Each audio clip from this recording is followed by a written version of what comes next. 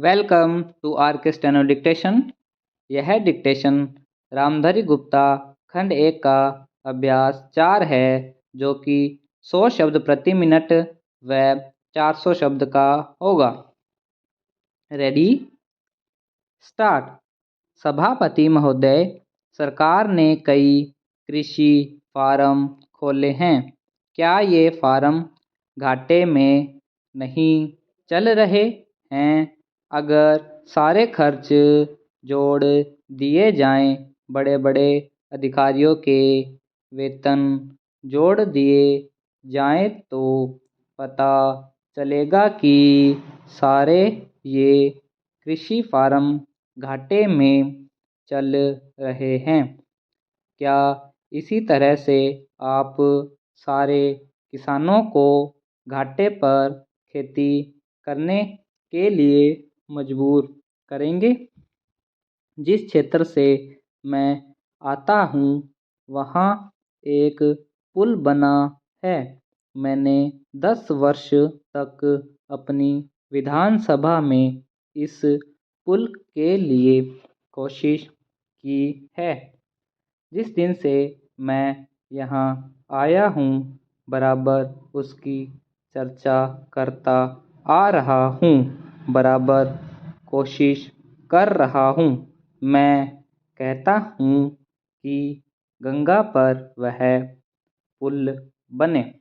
उस पुल को बनाने का आश्वासन भी मिला था।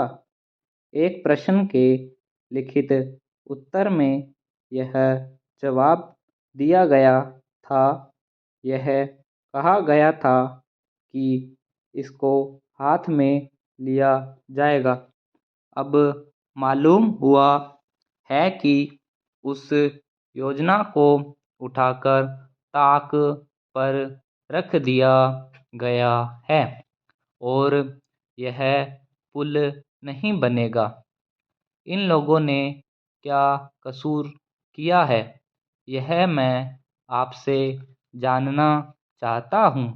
हमारे क्षेत्र के लोगों ने पाकिस्तान की लड़ाई में सरकार को हर तरह का सहयोग दिया था।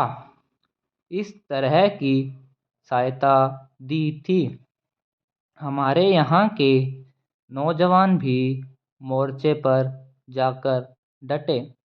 जिस समय पाकिस्तान के साथ हमारा युद्ध चल रहा था, तो कहीं कोई बात नहीं थी, अन्न की कमी नहीं थी।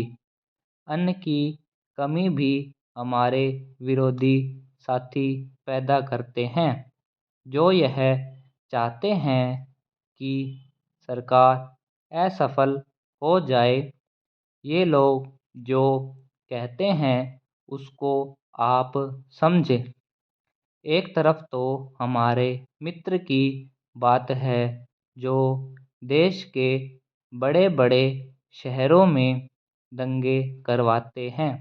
दूसरी तरफ हम हैं जो कि इनकी बातों को नहीं समझ पाते। इनको सभी वे लोग मिल जाते हैं जो बेकार होते हैं, या जो दंगे करवाने के लिए उत्सुक हैं।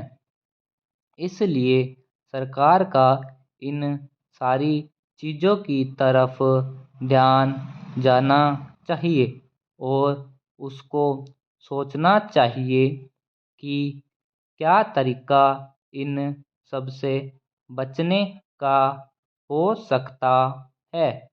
एक ही तरीका हो सकता है कि इस देश में हर आदमी को काम मिले।